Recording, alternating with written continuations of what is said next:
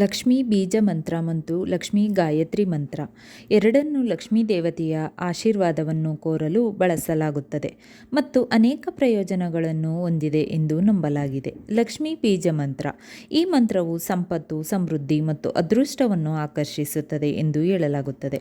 ಇದು ಜಪ ಮಾಡುವವರಿಗೆ ಶಕ್ತಿಯನ್ನು ನೀಡುತ್ತದೆ ಮತ್ತು ನಕಾರಾತ್ಮಕ ಶಕ್ತಿಯನ್ನು ತೊಡೆದು ಹಾಕಲು ಸಹಾಯ ಮಾಡುತ್ತದೆ ಎಂದು ನಂಬಲಾಗಿದೆ. ಮಂತ್ರವು ಓಂ ಶ್ರೀಂ ಮಹಾಲಕ್ಷ್ಮಿಯೈ ನಮಃ. ಇದರ ಅರ್ಥ ಸಮೃದ್ಧಿ ಮತ್ತು ಸಮೃದ್ಧಿಯ ಮೂಲವಾದ ಸರ್ವೋಚ್ಚ ದೇವತೆಯಾದ ಲಕ್ಷ್ಮಿಗೆ ನಾನು ನಮಸ್ಕರಿಸುತ್ತೇನೆ.